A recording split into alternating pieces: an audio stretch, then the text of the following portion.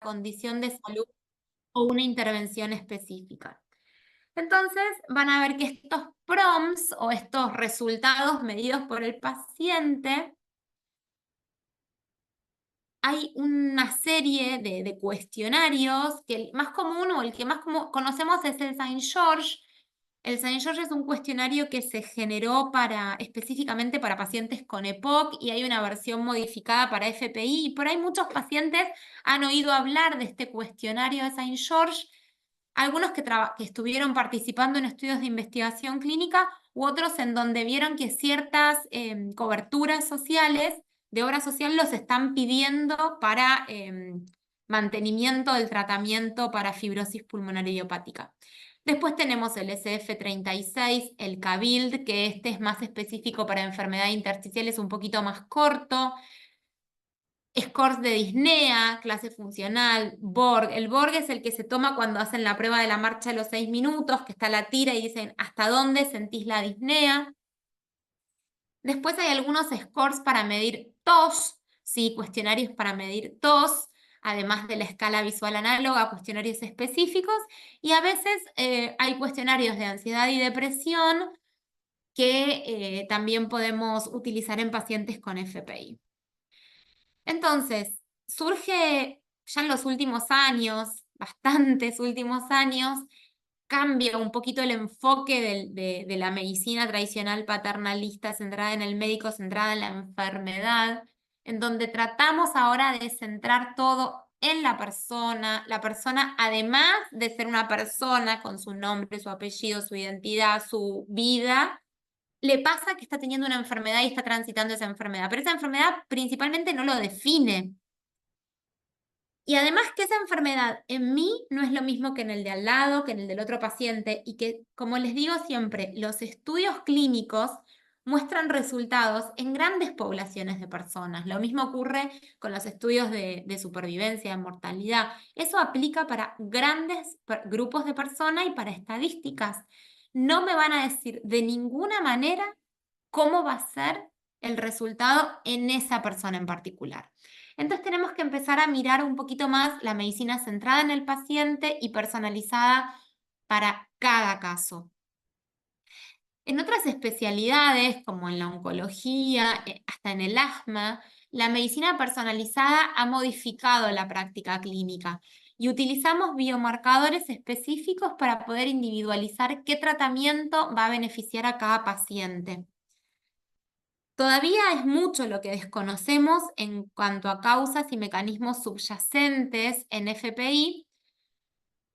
Y como bien saben, una de las hipótesis de la génesis de la fibrosis pulmonar se basa en el concepto de cicatrización alterada en el tejido pulmonar, en donde se cree que una injuria repetida, que muchas veces tiene que ver con el tabaquismo, con la inhalación de sustancia, con enfermedades autoinmunes, y esta injuria repetida y sostenida en el tiempo desencadena un mecanismo de reparación exagerado que va a ser el responsable de la fibrosis. Como les decía, este concepto de cicatrización alterada que va a estar gatillado por alguna injuria sostenida en el tiempo, se cree que esto puede tener que ver con el cigarrillo, con el reflujo, con el microbioma, que es, digamos, la flora normal de la vía aérea de cada persona o mismo del tubo digestivo, con factores genéticos. Entonces todavía es mucho lo que tenemos que aprender y empezar a desglosar cada vez más y tratar de ir a cada caso puntual. Intentar en cada paciente, en cada caso, con su genética, con lo previo, con sus exposiciones, con su historia, con lo que le fue sucediendo en el transcurso de la vida, intentar de armar un perfil individual y ahí en ese perfil individual tratar de hacer nuestras intervenciones médicas. O sea, no es todo para todos indiscriminadamente y de la misma manera, sino intentar ajustar un tratamiento como un traje a medida para cada caso. Entonces, ¿cómo podemos optimizar nuestra calidad de vida? Nuestra calidad de vida va a estar afectada en el paciente con una enfermedad intersticial por la presencia de tos, la presencia de ansiedad, la falta de aire, la depresión, la fatiga, el desacondicionamiento, van entre todos a complotar en hacernos perder calidad de vida. Y estos también son los engranajes que tenemos que mover, y como trato de dar siempre yo la misma analogía de pensar como un rompecabezas de muchas, muchas piezas, en donde una piecita junto con la otra, junto con la otra, junto con la otra, va a ir haciendo la diferencia. Solo no vamos a poder armar nada, pero intentando armar mediante diferentes movimientos sutiles este engranaje, a la larga vamos a lograr mejorar nuestra calidad de vida. Entonces, algunos como consejos que surgen de cómo podemos mejorar nuestra calidad de vida, creo que uno de los conceptos es intentar adaptar la actividad. La realidad muchas veces no la podemos modificar, pero sí podemos modificar nuestra actitud frente a esta realidad. Entonces, la reacción que vamos a tener ante cualquier patología crónica es variada y es irreproducible entre las diferentes personas y a veces entre la misma persona en diferentes momentos de su vida. Hay personas que ante un diagnóstico como este deciden abandonar todas sus actividades desde el momento cero porque sienten temblor, tienen temor, están abatidos. Y otras personas optan por seguir el mismo camino cada vez más, incrementar, tratando de ignorar lo que está pasando. Creo que por ahí el camino iría en un intermedio de estas dos cosas e intentar seguir con la actividad, pero adaptarla a la realidad que yo tengo hoy en día. Para la persona que tiene una enfermedad crónica como la fibrosis pulmonar, todos los días no son igual, ni de fácil ni de difícil. Esta enfermedad genera fluctuaciones. Hay días que estamos un poquito mejor y hay días que estamos un poquito peor. Entonces es importante conocerse a uno mismo, la introspección, identificar los síntomas, aprender a darse tiempo a escucharse y comprender que a veces voy a necesitar descansar con más frecuencia y otras veces no, y adaptar el día a día y la intensidad de la actividad a lo que está pasando en ese momento particular. Por supuesto, seguir una alimentación sana. Es recomendable reducir todo lo que tenga que ver con alimentos ricos en grasas saturadas, sal y azúcar, incorporar más frutas y verduras. Esto se lo decimos a cualquier persona. Es sano, digamos, para todo el mundo, más aún alguna persona que está con una enfermedad crónica o que está medicado, en donde sabemos que muchos de estos remedios generan intolerancia, entonces es mejor tener una dieta mucho más ordenada. Evitar tanto el sobrepeso como el descenso brusco de peso. Ojo, porque muchas veces los pacientes quizás tienen sobrepeso, quieren hacer o les dicen que tienen que bajar de peso para bajar la panza, que el diafragma. Yo entiendo todo. Lo que no pueden bajar es masa muscular. Entonces, las dietas con mucha restricción, intentando no bajar masa muscular, meter más actividad física, aumentar la ingesta de proteínas, reducir la ingesta de grasas. Las dietas cetogénicas claramente no están recomendadas, las dietas hiperrestrictivas de ninguna manera, porque lo que vamos a perder es masa muscular. Siempre recomiendo control con nutrición y no con cualquier nutricionista, sino con gente que esté especializada en patología respiratoria. Nosotros en el Hospital Cetrángolo tenemos un servicio de nutrición excelente que se manejan sin turno durante la mañana, es demanda espontánea, atienden las nutricionistas especializadas que, bueno, muchas veces tenemos que suplementar porque a veces se hacen mediciones que se llaman bioimpedancia, en donde se calcula cuál es el porcentaje de masa magra, cuál es el porcentaje de masa grasa, y en función de eso se da un suplemento o una dieta específica. Nada de bajar de peso de golpe.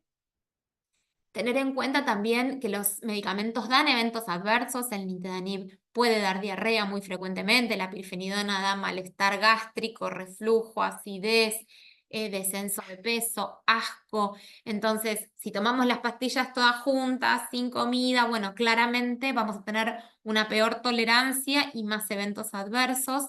Y en lo posible, como les decía antes, consultar con nutrición y con nutricionistas especializadas. Con respecto a la diarrea, básico, una buena hidratación, pensar que al menos tenemos que tomar 3 litros de agua por día. Utilizar métodos de cocción simple como el vapor, grillado, microondas, evitar todo lo que tenga que ver con frituras, salteados en varios tiempos. Preferentemente utilizar aceite de oliva o aceites de calidad. Ingerir sopa de zanahoria y papas al principio sin otros vegetales. No más de 2 frutas por día peladas y preferir las legumbres en forma de sopa espesa y no las legumbres en ensalada. Yo siempre les digo a los pacientes que hay que ir midiéndose. O sea, primero no hacer nada, empezar con la medicación y ver qué pasa. Si empezamos a tener síntomas de diarrea, ahí sí consultar y hacer la dieta específica. Y evitar las transgresiones alimentarias, porque cuando hay transgresiones alimentarias, automáticamente viene digamos, la descompensación gastrointestinal. A veces también una buena estrategia es si uno sabe que va a haber una transgresión alimentaria, por ahí ese día no tomar la medicación, no pasa nada, se habla con el médico, siempre trayendo las dudas, hablando, porque pequeñas intervenciones a veces tienen un alto impacto. Con respecto a la presencia de náuseas y vómitos, tratar de ingerir los líquidos antes o después de la comida y no durante, porque si tomo líquido mientras como, lo más probable es que me llene y no quiera comer más y que tenga más asco. Tratar de hacer porciones pequeñas y frecuentes, comer despacio, masticar bien. Cuando hay bajo peso, evitar los caldos, porque a veces uno se llena con el caldo y después cuando viene la comida ya no tenemos más hambre. Utilizar pocos condimentos, poca grasa, sin especias fuertes, métodos de cocción simple, como les dije. En general, alimentos secos, como el pan tostadito, los biscuits. Si hay reflujo, acidez por ahí, no tan tostado, sino apenas cocidito, porque la costra genera más acidez. Evitar todo lo que tenga que ver con bebidas con cafeína, tipo gaseosas, café, té muy fuerte, mate, porque todo eso exacerban las náuseas.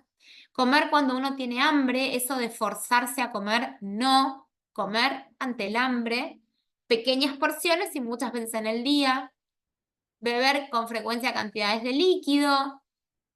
En general, los líquidos y las comidas blandas, apenas tibias o más bien frías, se tolera mejor que la comida más caliente, entonces por ahí se pueden tomar sorbetes, helados, gelatinas. Yo a veces recomiendo cuando hay bajo peso el flan de huevo casero, porque eso tiene mucha proteína y se tolera bien y es frío y no genera tanta saciedad como otras cosas. Todos los lácteos, si se toleran, aportan buenos nutrientes para la dieta. Y podemos agregar alimentos como jengibre o menta, porque a veces son prokinéticas y antieméticas. También para la diarrea, no se los dije, pero la harina de algarroba se utiliza bastante. Hay un recetario muy interesante que seguramente está disponible en Afipia y si no me lo pueden pedir a mí o a Vanessa, que se los acercamos para diferentes recetas de comidas con harina de algarroba que se ha demostrado en trabajos de investigación que reducen la frecuencia de diarrea. Con respecto a la pérdida de apetito, que es otra cosa que aparece bastante y más con el tratamiento con pirfenidona, como les dije, fraccionar y comer frecuentemente en el día, porciones chiquititas, pero muchas. Comer cuando haya hambre, si hay hambre, aprovechar y comer, no esperar al horario de la comida. Hacer 3 comidas principales y colaciones, o sea, eso de esperar todo el día, comer 2 veces en el día, no. Por lo menos 3 comidas importantes que van a tener que ver también con la ingesta de la pirfenidona y colaciones. Y para las colaciones, contenido de alto valor calórico, como les decía, o un huevito con algo, o un flancito. Yo por ahí no soy muy de la gelatina, porque la gelatina aporta hidratación, pero no aporta tanto valor calórico, entonces prefiero otras cosas y la gelatina a veces llena. pero bueno, depende también en cada caso y cada estado nutricional que es diferente. Evitar, como les digo, tomar líquido antes o durante la comida porque les van a dar saciedad y no van a querer comer la comida. Siempre cuando uno come el vegetal, acompañarlo de alguna proteína, siempre la ensaladita con la proteína y no tomar primero la sopa o primero la ensalada y después la proteína porque uno se va llenando y después no deja lugar para la proteína. Y evitar todo lo que tenga que ver con bajos en calorías cuando hay bajo peso, por supuesto. Otro Perfecto. punto es cuidar nuestra salud emocional, que también es como un tesoro que tenemos que preservar. No les voy a decir yo que convivir con una enfermedad crónica como una fibrosis pulmonar es una causa importante de ansiedad, de irritabilidad, Ansiedad. uno se desanima y también puede haber, por supuesto, depresión. Entonces tenemos que intentar controlar los pensamientos positivos, mantenernos activos, practicar técnicas de relajación puede ayudar a la salud emocional y siempre tratar de mantener el optimismo, aunque sean momentos más complicados, o sea, aferrarnos al vaso lleno y no tanto al vaso vacío. Yo siempre digo lo mismo, tener proyectos, pero no necesitamos tener proyectos a largo plazo. Son proyectos a corto plazo, pero que están buenísimos. ¿Qué voy a hacer el fin de semana? ¿Con quién me voy a juntar? ¿Qué voy a preparar de comer? Eh, ¿Qué voy a hacer por mí? Hay un montón de proyectos que podemos mantener y que no tienen que ver con cosas que nos puedan impedir la enfermedad. Otro punto clave es la rehabilitación respiratoria y creo que todos lo defienden. La rehabilitación respiratoria tiene muchas virtudes. Una muy importante es que ayuda a mejorar la capacidad pulmonar, mejora la falta de aire, hace que nos cansemos menos y nos ayuda a afrontar las situaciones cotidianas. Además, vamos a empezar a cuidar la masa muscular que tenemos, que les dije que no la podemos perder y con la rehabilitación la vamos a intentar aumentar. Y además tiene otro valor que es muy importante, en donde la rehabilitación la hacemos en grupo y en general con grupos de personas que están en la misma situación que nosotros y eso ayuda un montón a afrontar mejor la enfermedad. Porque este punto es el que también a veces la rehabilitación nos permite desarrollar. Esto de conocer a otras personas como yo. Sabemos que la fibrosis pulmonar idiopática es una enfermedad rara. La mayoría de las personas no la conocen, salvo que la padezcan o que tengan un conocido, un familiar que la tengan. No es como decir tengo EPOC, tengo enfisema, tengo asma, que la conoce todo el mundo. Cuando recibimos el diagnóstico, primero en general no sabemos ni que está la enfermedad. Empezamos este abordaje en donde por lo general googleamos, buscamos, averiguamos y nos pasa de tener esta sensación en donde estamos solos, no sabemos por dónde empezar, cómo seguir. Y hay un montón de otras personas que están en la misma sintonía y que superan cada día todos los obstáculos que le generan la enfermedad.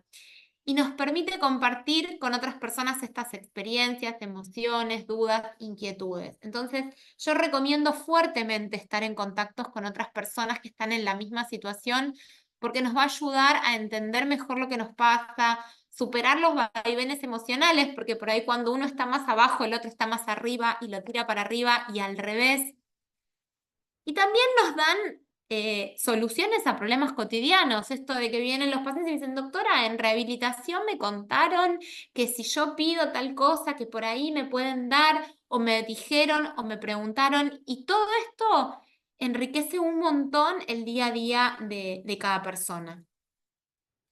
Entonces, bueno, yo les traigo un mini abecedario que creo que tiene que ver con ponernos de acuerdo entre del lado del escritorio del médico y del lado del paciente, en donde tenemos que, de la A del ABC es A de haces, de medir, de evaluar, evaluar la necesidad, y esto es un deber de los médicos, evaluar la necesidad específica de cada paciente, este trajecito a medida. y armar una sociedad entre el médico y el paciente e incluir los cuidadores, e involucrarse uno en el cuidado de su propia salud. Backing, de apoyar, ¿sí? Educación, soporte nutricional, grupos de pacientes, rehabilitación, prevención, dejar de fumar el que todavía está fumando, vacunas para los que lo necesitan, discusión de opciones de tratamiento, apoyo, estar. La C es de confort y del manejo de las condiciones asociadas.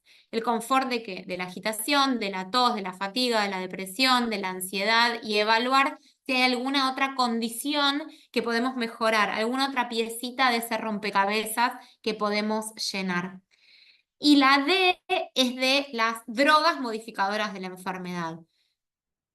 Pirfenidona, nintedanib, corticoides, rituximab, micofenolato, ciclofamida, lo que me estén indicando en ese momento, el tratamiento farmacológico que esté necesitando, la evaluación para trasplante en aquel paciente que la necesita y la rehabilitación yo lo pondría en todos los pacientes, porque el paciente que está súper bien, que no necesita oxígeno, bueno, tiene que hacer actividad física, por ahí no en un centro de rehabilitación y sí en un gimnasio, pero sí tiene que hacer actividad física porque tiene que empezar a preservar y a cuidar esta masa muscular que la vamos a necesitar más adelante.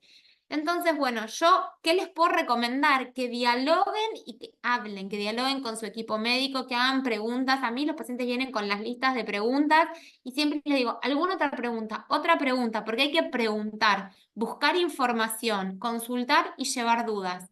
También recomiendo que no vayan solos, porque 4 ojos ven más que 2 y 4 orejas escuchan más que 2. Entonces, lo que yo no escuché, lo escuchó la pareja, lo escuchó el hijo, lo escuchó el hermano, y entre todos después armamos mejor el rompecabezas. Y uno tiene que hacerse cargo de lo que le está pasando.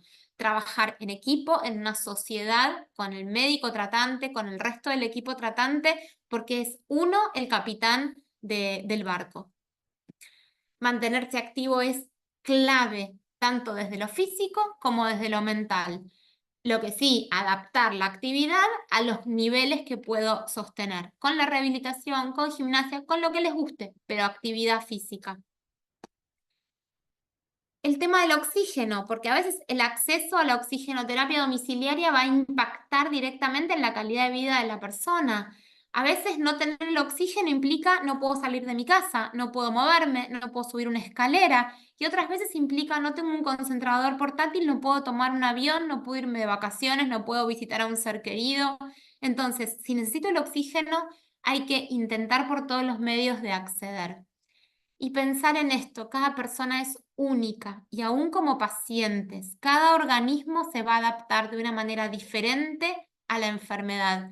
Y algo muy importante, no dejen que una enfermedad los defina como persona. Nosotros, además de todo, nos pasan enfermedades que van, que vienen, algunas son crónicas, otras son agudas, pero no se meten en nuestro ADN, no nos dicen quién somos, no nos pueden definir. Bueno, muchas gracias y estoy abierta a las preguntas y a los comentarios.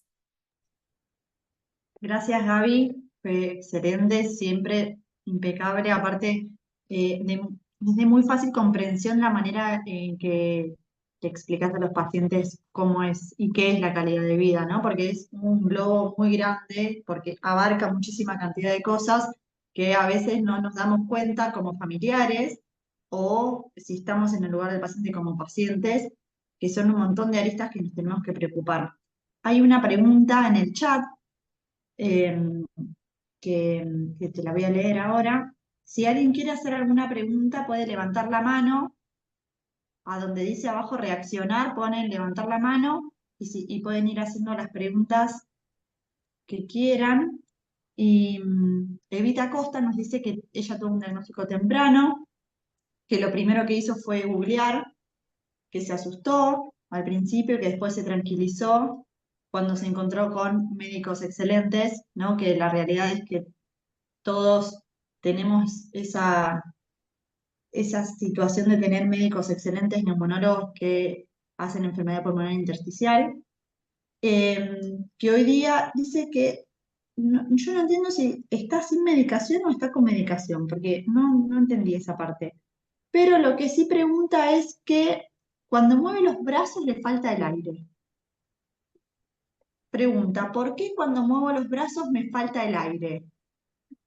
Bueno, habría que ver qué está pasando, si es por el movimiento en sí, tendría que pasar lo mismo cuando camina o si sube una escalera, hay que ver la prueba de la marcha, pero si es solamente por los brazos, la disnea, habría que estudiarlo un poquito, no es algo habitual, digamos, y cada caso hay que verlo dentro de su contexto. En general, lo que pasa en la historia habitual es que la falta de aire empieza a ser con la actividad física, más allá de, digamos, que muevo, o sea, si muevo las piernas, porque aumenta la frecuencia cardíaca y aumentan los requerimientos de oxígeno.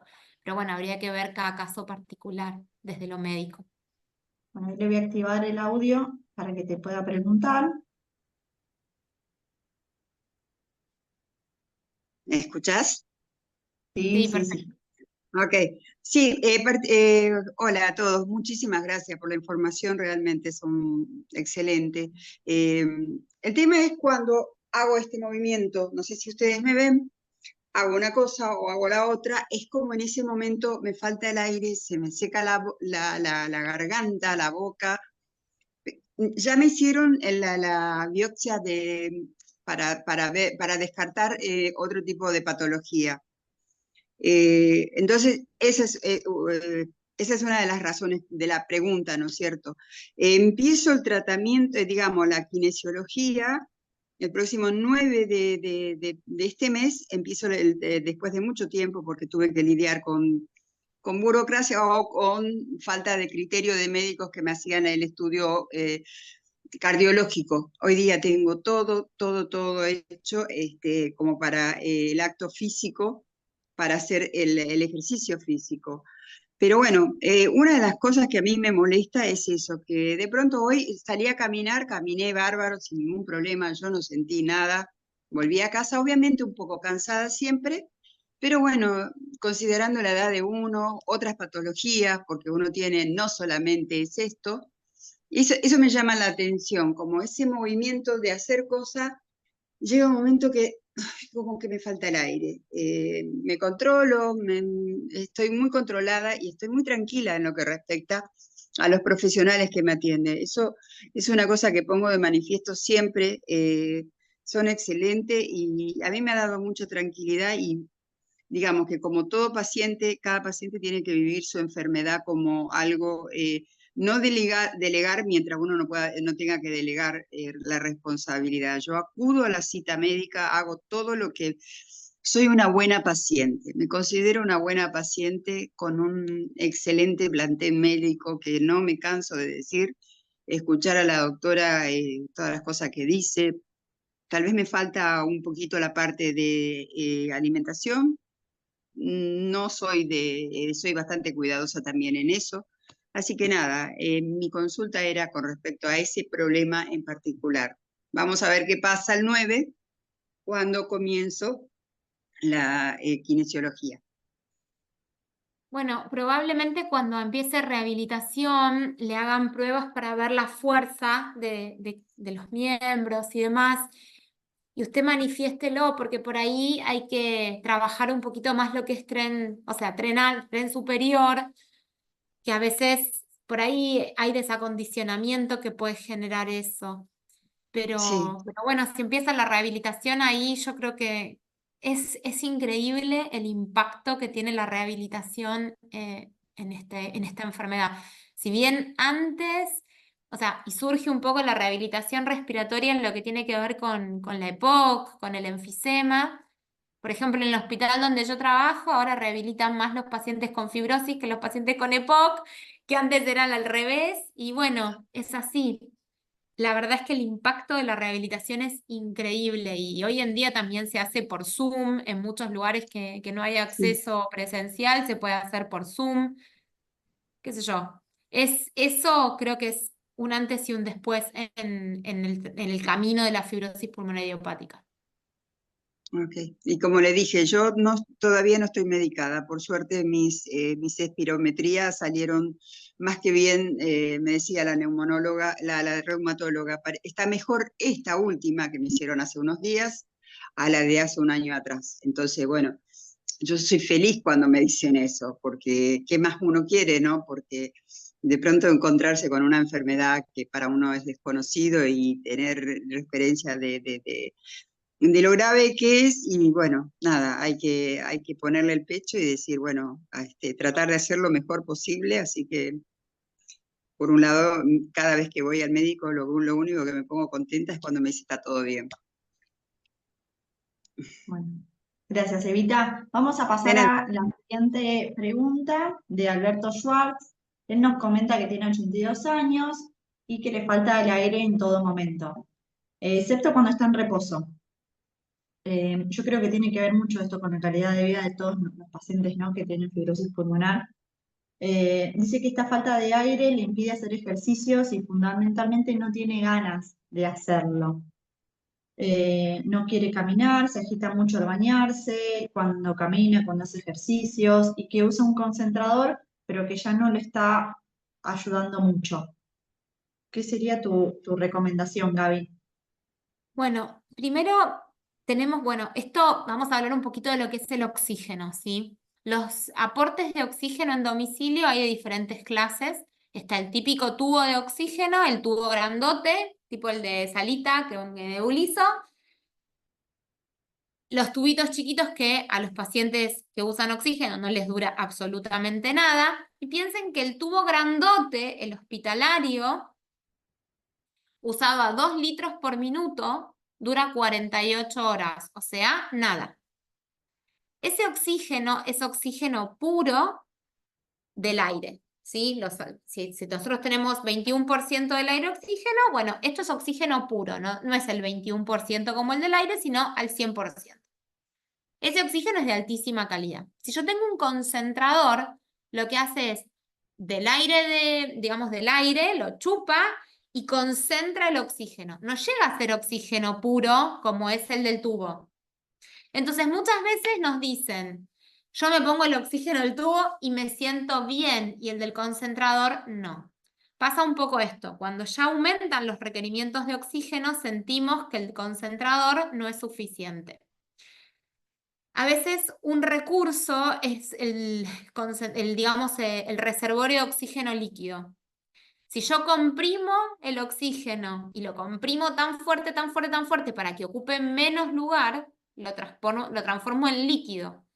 Ese reservorio de oxígeno líquido lo cargo a una mochilita portátil y ese oxígeno es puro. Es como si fuera el del tubo, pero dura más, ¿sí? A veces cuando no alcanza para rehabilitar el del concentrador, se puede probar con otros aportes de oxígeno.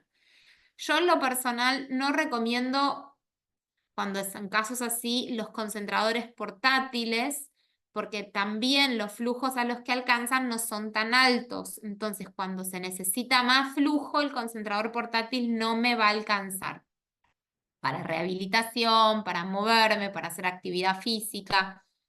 Entonces, por ahí iría y evaluaría si está funcionando bien ese concentrador, si ese es el mejor aporte de oxígeno para esa persona.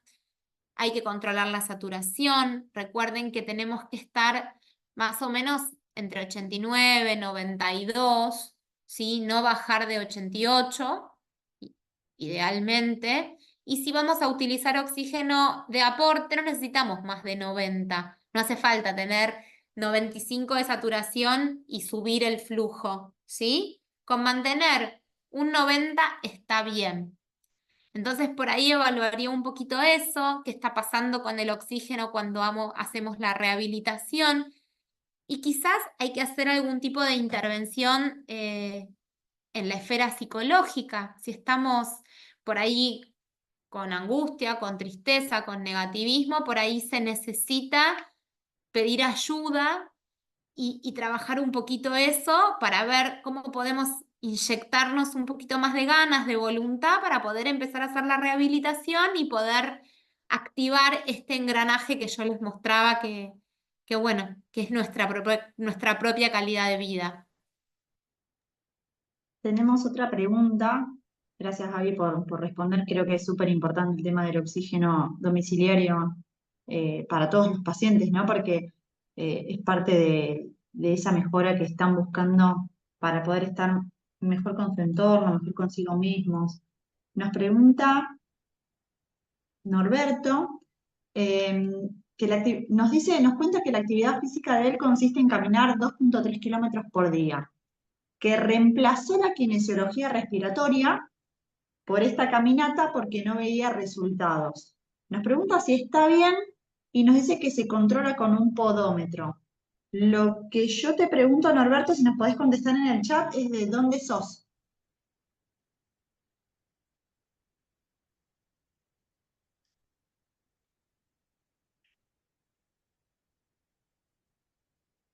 O sea que reemplazó la kinesiología respiratoria por la caminata de 2 kilómetros, de A 2,3 ver, kilómetros diarios. Si está la bien, caminata está perfecta. O sea, siempre uno quiere más. Y le va a pasar que sus médicos también les piden más. Y le dicen, esto es poco, vamos a hacer más.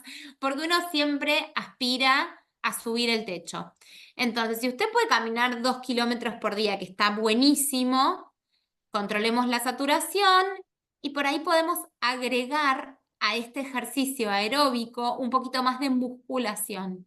Entonces, si usted no veía resultados con la rehabilitación y no desatura la marcha y no desatura al hacer actividad física, por ahí puede anotarse en un gimnasio y empezar a hacer una rutina en un gimnasio con actividades que le gusten, pero con un poquito de peso, trabajando tren superior y tren inferior, abdominales, y por ahí con eso mejoramos un poco la masa muscular. Quizás la rehabilitación era poco en su situación, pero necesita el ok del neumonólogo, el ok del cardiólogo para poder hacer esta actividad. No sé si me explico. Sí, sí. Norberto, ahí yo veo que él es de Santa Fe, tal vez no tiene algún centro especializado en rehabilitación respiratoria, que es lo que nos pasa a muchos pacientes, pero bueno, dice que rema con una cubierta de bicicleta. No estoy Está mejor entendiendo. que todos. Sí, no, hace musculación con mancuernas y rema con una cubierta de bicicleta. Lo No, vamos a no, poner a que le dé clase a todos. sí, hace un montón Un de genio. ejercicio. Muy bien. Bueno, bien. No sé si hay alguna pregunta más, si alguien quiere levantar la mano y hacer alguna pregunta más. Creo que hay que para hacer un montón de preguntas, pero están todos inhibidos hoy. Lo que pasa es que fue muy explicativo todo lo que nos mostraste en el PowerPoint que compartiste con nosotros. Creo que fue súper fácil de entender. Pero bueno, nosotros dentro de la asociación hablamos todo el tiempo de la calidad de vida. Creo que esa es la misión más importante de la asociación, que realmente todos los pacientes puedan mejorar su calidad de vida.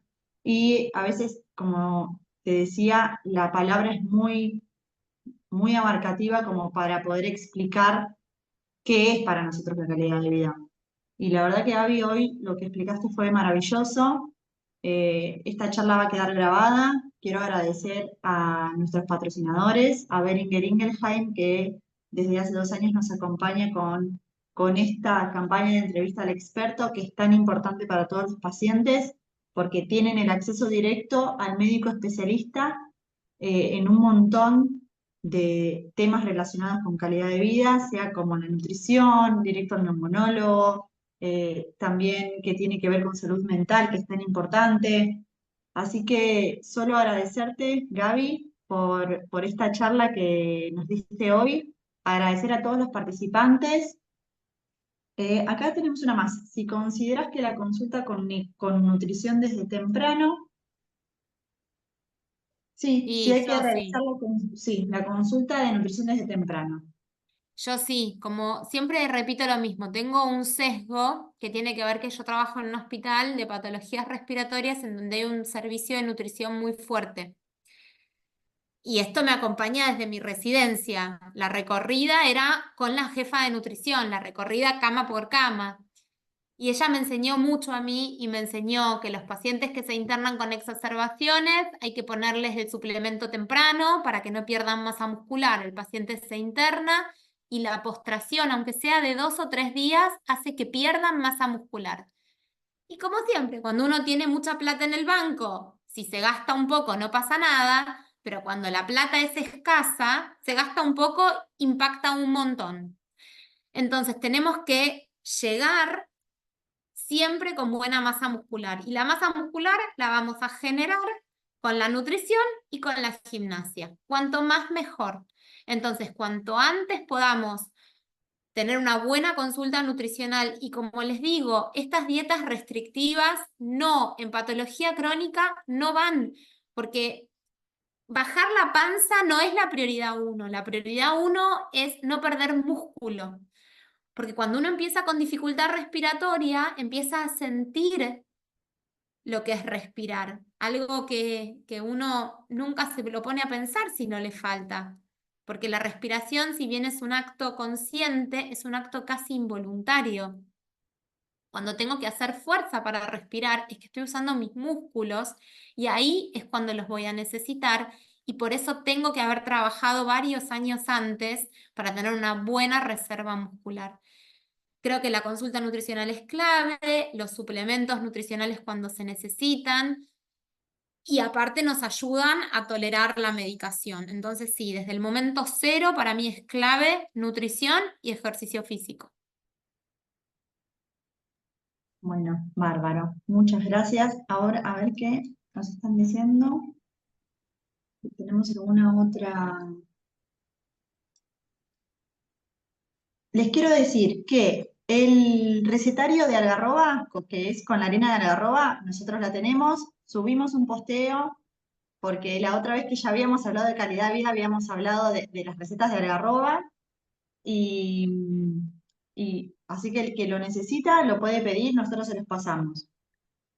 Tenemos, no, seguimos hablando más o menos de lo mismo. A ver si tenemos más preguntas en el chat.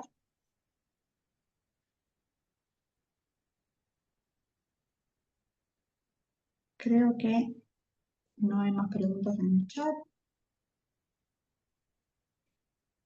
Envié mensaje. Muy claro todo. Elizabeth, que es de Salta, bienvenida. Tiene que gestionar el acceso al tratamiento, que nos mandó un WhatsApp. Así que te vamos a contestar por ahí.